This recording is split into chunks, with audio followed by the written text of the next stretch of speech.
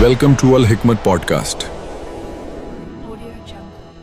अस्सलाम वालेकुम जी। आज की हमारी बातचीत कुछ बहुत ही बुनियादी सवालों से शुरू होती है। जी। जैसे कि अगर ईश्वर एक है, हाँ।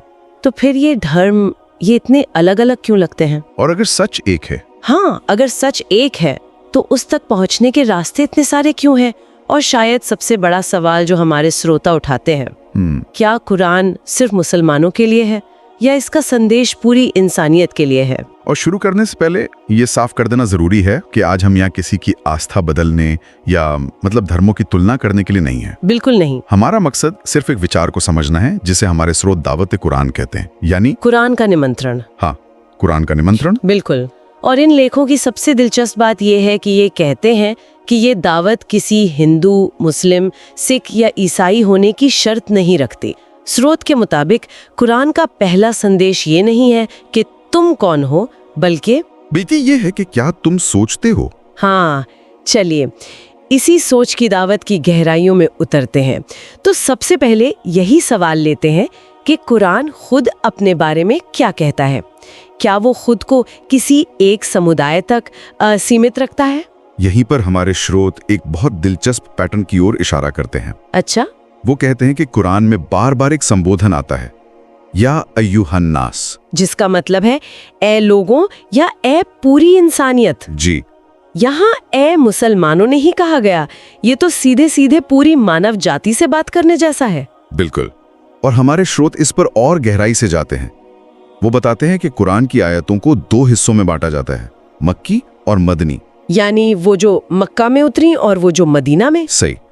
और दिलचस्प बात यह है कि या यूहन्नास का इस्तेमाल ज्यादातर मक्की आयतों में हुआ है। अच्छा। उस दौर में जब इस्लाम का संदेश एक ऐसे समाज में दिया जा रहा था जहां हर तरह के लोग थे, अलग अलग कबीले, अलग अलग धर्म। ओहो, तो ये सिर्फ एक शब्द नहीं बल्कि एक सोची समझी रणनीति है। हाँ, कह सकते हैं। संदेश की शुरुआत में दरवाजे सबके लिए खुले रखे गए थे, किसी एक समूह के लिए नहीं। ये तो पूरे नैरेटिव को ही बदल देता है। सही कहा। स्रोत इसे इस तरह समझाते हैं कि पहले इंसानियत की नींव रखी गई, बाद में जब एक समुदाय बन गया तब या अय्युहल्लज़ीना आमनू यानी ए ईमान वालों जैसे संबोधन आए। लेकिन बुनियाद हमेशा इंसान ही रहा। बिल्कुल। कुरान के पहले ही पन्ने पर लिखा है, ये किताब सारे संसार वालों के लिए मार्गदर्शन है। ये इस विचार को और मजबूत करता है। लेकिन एक सवाल उठता है और हमारे स्रोतों में भी इस पर चर्चा है। जी, पूछिए। कुरान में कई आयतें ऐसी भी हैं जो बहुत विशिष्ट लगती हैं, किसी खास घटना या लोगों के समूह के बारे में। तो ये सार्वभौमिकता और विशिष्टता, ये दोनों बातें एक साथ कैसे सच हो सकती हैं? बहुत अच्छा सवाल है।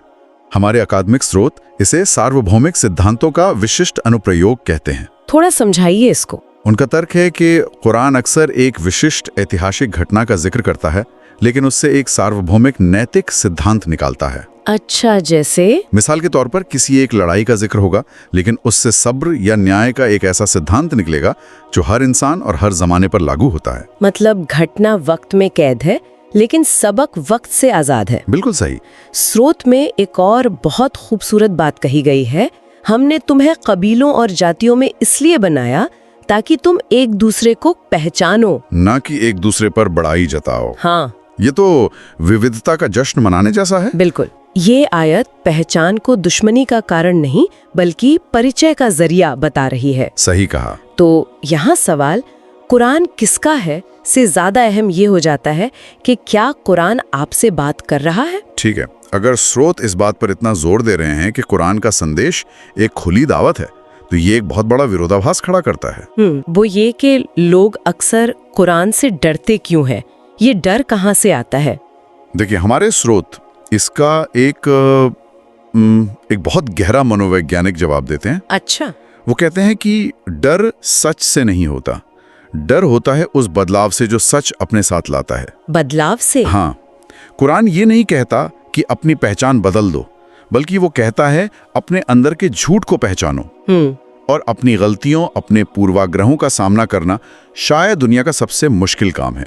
डर किसी बाहरी ताकत का नहीं बल्कि अपने अंदर की आवाज का है। हाँ, अपने जमीर का। स्रोत कहते हैं कि कुरान सीधे जमीर पर उंगली रखता है। एक शब्द इस्तेमाल हुआ है, कॉग्निटिव डिसरप्शन, बौद्धिक उथल पुथल। हाँ, है। मतलब ये आपकी सोची समझी आरामदायक दुनिया को चुनौती देता है। बिल्कुल, वो ऐसे सवाल पूछता है जो किसी को भी बेचैन कर सकते हैं, जैसे क्या ताकत सच के साथ है या सिर्फ भीड़ के साथ? क्या तुम्हारे रीति रिवाज ज्यादा जरूरी हैं या सच्चाई? हाँ, या क्या तुम वाकई सोचते हो या सिर्फ अपने बड़ों की कही बातें दोहराते हो? जब कोई किताब आपकी स्थापित मान्यताओं को इस तरह जड़ से हिलाती है तो असहजता होना स्वाभाविक है। बिल्कुल स्वाभाविक है। ये तो आज के इको चेम्बर वाली दुनिया के लिए बहुत बड़ी बात है। हम सब अपने विचारों के बुलबुले में रहना पसंद करते हैं। सही कहा। स्रोत ये कह रहे हैं कि कुरान का एक मकसद ही उस कंफर्ट जोन को तोड़ना है।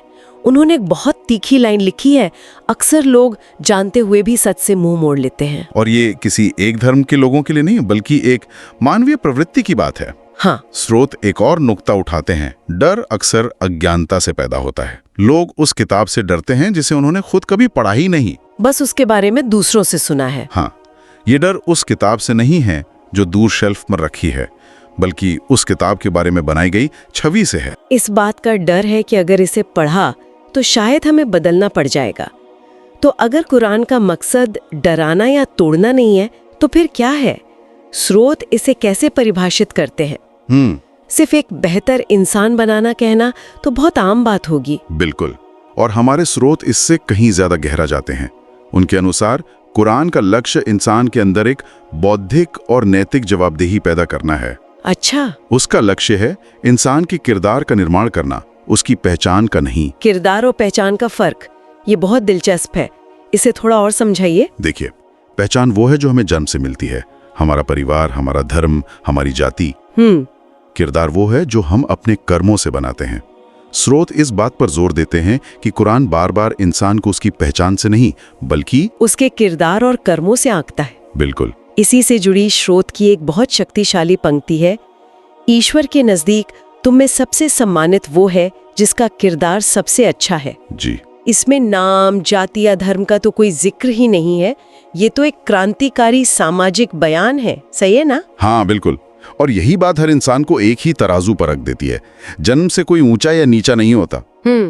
स्रोत इसे ऐसे समझाते हैं कि वो इंसान जो न्याय करे, भले ही फैसला उसके अपने या अपने परिवार के खिलाफ क्यों ना हो, जो सच बोले, भले ही वो अकेला ही क्यों ना पड़ जाए, और जो नफरत और ज्यादती का जवाब नफरत से नहीं बल्कि अक्ल और सब्र से दे। हमारे स्रोत में एक खलीफा का किस्सा भी है जिन्हें एक आम नागरिक के खिलाफ अदालत में पेश होना पड़ा, और वो मुकदमा हार गए। हाँ, लेखक इस कहानी का इस्तेमाल ये बताने के लिए करते हैं कि अपने खिलाफ भी न्याय का सिद्धांत सिर्फ कागज पर नहीं बल्कि अमल में लाया गया था। बिल्कुल, ये उस किरदार की मिसाल है जिसकी बात की जा रही है। और जब आपको ये एहसास होता है कि आपकी कीमत आपके वंश या समुदाय से नहीं बल्कि आपके कर्मों से है, तो आप ज्यादा सचेत और जिम्मेदार बन जाते हैं। आप अपनी अच्छाई या बुराई के लिए किसी और को दोष नहीं दे सकते। सही कहा, आपका किरदार ही आपकी असली पहचान बन जाता है। स्रोत के मुताबिक कुरान का असली मकसद यही किरदार बनाना है। तो अब हम अपनी बातचीत के आखिरी और शायद सबसे जरूरी मोड़ पर आते हैं। जी। अगर कुरान का मकसद इतना गहरा है तो इस दावत को कबूल करने का मतलब क्या है? क्या इसका मतलब है कि सबको अपना धर्म बदलना होगा? नहीं, हमारे स्रोत इस बात को बहुत साफ करते हैं। वो कहते हैं कि इस दावत को कबूल करने का मतलब अपना धर्म छोड़ना या किसी से बहस करना बिल्कुल नहीं है। तो फिर क्या है? इसका मतलब सिर्फ एक चीज है, बौद्धिक और आत्मिक ईमानदारी। ईमानदारी, हाँ, यानी सच को बिना किसी डर, नफरत या पहले से बनाए गए फैसले के सुनना और समझना। स्रोत कहते हैं कुरान ये नहीं कहता कि मुझ पर आंख बंद करके यकीन करो। नहीं, बल्कि वो बार बार कहता है अफला ताक़लून, क्या तुम अक्ल से काम नहीं लेते? और यहीं पर स्रोत एक बहुत महत्वपूर्ण कार्यप्रणाली का जिक्र करते हैं। वो कहते हैं कि कुरान को समझने के लिए सिर्फ पढ़ना काफी नहीं है। अच्छा, और क्या चाहिए? आपको कुछ चीजों का ध्यान रखना होता है, जैसे रूपक और प्रतीकों को समझना, आयतों के ऐतिहासिक संदर्भ को जानना और किताब के मूल सिद्धांतों को पहचानना। तो ये आंख बंद करके मानने की दावत नहीं है, ये तो एक तरह का बौद्धिक ढांचा है जिसका इस्तेमाल करके सच तक पहुंचने की कोशिश करनी है। बिल्कुल। ये तो आज की दुनिया की सबसे बड़ी बीमारी का इलाज लगता है, बिना समझे राय बना लेना। सही कहा। आज के सूचना युग में हम शीर्षक पढ़ते हैं, पूरी कहानी नहीं। हम दूसरों की राय सुनते हैं, खुद स्रोत तक नहीं जाते। कुरान की दावत इसी आदत को तोड़ने की दावत है। ये किसी धर्म के खिलाफ नहीं बल्कि अज्ञानता के खिलाफ है। हाँ, ये इंसान से इंसान की बात है। ये कहता है कि किसी भी विचार को खारिज या स्वीकार करने से पहले उसे समझने की एक ईमानदार कोशिश तो करो। बिल्कुल। तो दावत कुरान का असली मतलब है कि स्रोत को सीधे सुना जाए, बिना किसी मध्यस्थ या पूर्वाग्रह के। हाँ, एक निमंत्रण है कि आप खुद देखें कि संदेश क्या है और फिर अपनी अकल और ज़मीर की कसौटी पर उसे परखें, क्योंकि जब इंसान सच के सामने ईमानदार हो जाता है तो धर्म दीवार नहीं बल्कि रास्ता बन जाता है। बिल्कुल। स्रोत के अनुसार असली समस्या धर्मों में नहीं बल्कि हमारी उस प्रवृत्ति में है जो हमें सच को ईमानदारी से सुनने से रोकती है। तो आज हमने कुरान के बारे में एक बिल्कुल अलग नजरिया देखा जो हमारे स्रोतों से निकल कर आया है। एक ऐसा नजरिया जो उसे सिर्फ एक मजहबी किताब नहीं बल्कि पूरी इंसानियत के लिए सोच और आत्मचिंतन का एक निमंत्रण मानता है। हमने देखा कि ये संदेश डरने या तोड़ने के लिए नहीं बल्कि इंसान के अंदर एक बौद्धिक उथल-पुथल मचाने के लिए है। हाँ, इसका मकसद पहचान से ज्यादा किरदार को अहमियत देना है और एक ऐसे इंसान का निर्माण करना है जिसका आकलन उसके नाम से नहीं बल्कि उसके न्याय, सच और सब्र से होता है। और ये भी समझा कि इस दावत को कबूल करने का मतलब धर्म बदलना नहीं बल्कि सोचने का तरीका बदलना है। हाँ, आंख बंद करके मानने के बजाय एक बौद्धिक ईमानदारी के साथ जांच परख करना है। ये बातचीत किसी नतीजे पर पहुंचने के लिए नहीं थी बल्कि सोचने की एक शुरुआत थी।